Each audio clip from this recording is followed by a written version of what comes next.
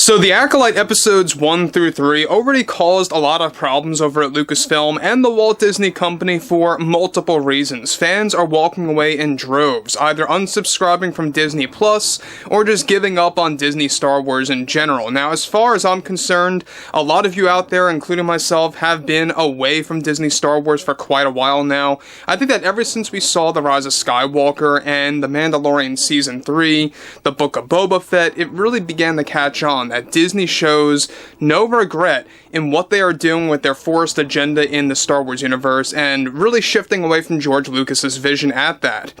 This is Mike Zero. Subscribe if you're new and like this video to see future updates. You could also follow me at Mike01. I thank you all so very much for the great and kind support. So after the disaster that is the Acolyte Episode 3, alright, one of the biggest failures that we have seen in Star Wars history under Disney Star Wars, right?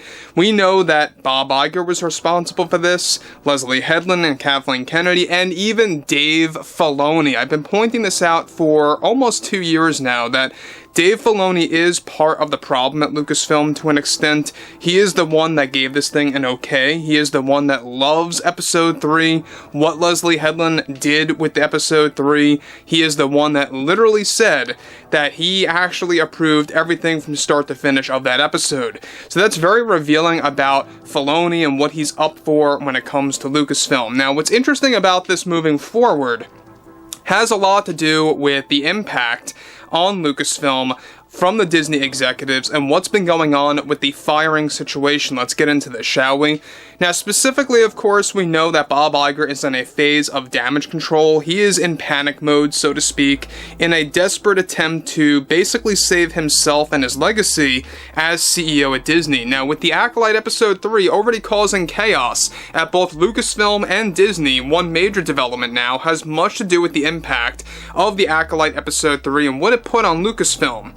Now, a crucial update to this situation now involves how the firing situation at Lucasfilm recently got even worse. That was greenlit between Bob Iger and the Disney heads in a recent emergency meeting that took place where not only was the Acolyte marketing team fired, as we previously discussed, due to the combination of the 3 episodes, so that Disney can, of course, play the blame game and use them as a scapegoat, essentially. It's a very cheap strategy, by the way, guys. However, Iger and the board recently made their ultimate call to lay off some of the cast members from not appearing in any future Lucasfilm production moving onwards. This connects to how the Acolyte Season 2 was recently axed and how both Kathleen Kennedy and Leslye Headland are actively fighting the Disney heads to reinstate the Acolyte Season 2, which is an ongoing battle happening right now behind the scenes. In addition to this, the Disney executives also made a call that not only was the marketing team of the Acolyte fired and many cast members along with them put on the list to get laid off / fired, also Iger and the board are already moving forward with a plan of firing hundreds of employees at Lucasfilm in general in light of the Acolyte's failure, so far as viewership levels are beginning to actually hit a new low already for Lucasfilm and Disney.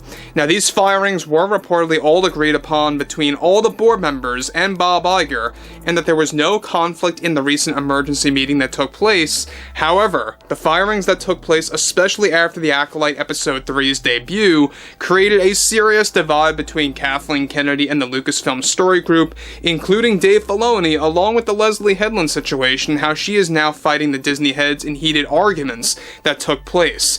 Now, the drama has been so significant, it has been rattling throughout all of Lucasfilm and Disney.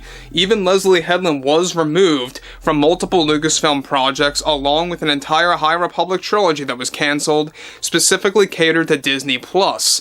These firings are planned to get even worse if the Acolyte continues to nosedive, since already the Disney board has serious doubts about the upcoming Star Wars Skeleton Crew series for this holiday season. And about that, guys, I don't know if you knew that, there is another Star Wars show dropping this year. Right around November or December is going to be the debut of Skeleton Crew starring Jude Law, alright? But basically what it is, it's another addition to Star Wars that's based on something in pop culture. It is basically the Goonies in space. Alright, that's ultimately what it's going to be. It sounds like a disaster as far as I'm concerned. But when you look at what Kathleen Kennedy has done to the Acolyte, she was also heavily involved in Skeleton Crew, creatively of course. Now what's interesting about this is the fact of how much of an impact episodes 1 through 3 of The Acolyte had on Lucasfilm. So not only, like we talked about a couple of days ago, that the marketing team got canned for The Acolyte, but now also cast members are getting picked off. They're getting laid off left and right and are not appearing in any other Lucasfilm production in the near future, or even in the distant future, if you even want to say that they're going to have a distant future at this point. And on top of that, they want to actually fire hundreds of employees at Lucasfilm, generally speaking as well, to really kind of spend less and make less, even everything out after the disaster that is The Acolyte, with the viewership levels beginning to tank. And also, let's not forget about the ratings disaster. I mean, the audience is really speaking their mind about this show. It is no longer, you know, a thing that they can claim, oh, it's a minority. Well, then why are merchandise sales completely just bombing? They are failing terribly. People are canceling their Acolyte merchandise purchases and or have no interest in purchasing Acolyte merchandise. And that is also revealing, because we talked about this, I would say about a week ago, that they even canceled some Acolyte merchandise that was going to appear in Galaxy's Edge and in retail stores, and how that cost Disney millions upon millions of dollars, and none of that merchandise is actually moving onto the sales floor anymore. So that is something that they really can't hide anymore when it comes to the merchandise sales. That's the very revealing aspect. You can blame review bombing on one end, but how are you going to explain those that have a lack of interest in purchasing your products connected to the Acolyte? There you go.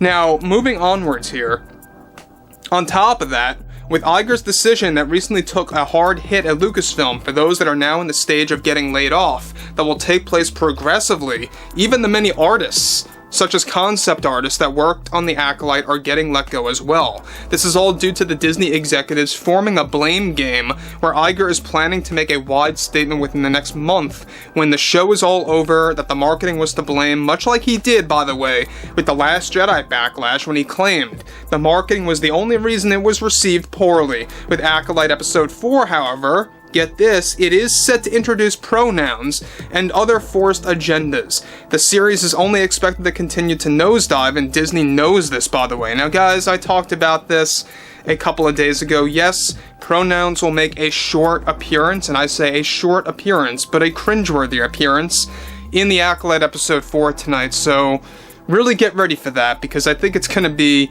the very moment where it's going to make your skin crawl. That's how cringeworthy the scene is.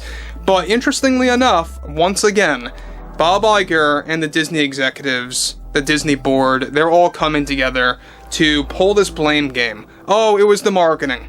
Oh, it was this, or oh, it was that. They want a scapegoat. They don't want to admit failure per se, that they made a true agenda-driven show that drove away fans to no end.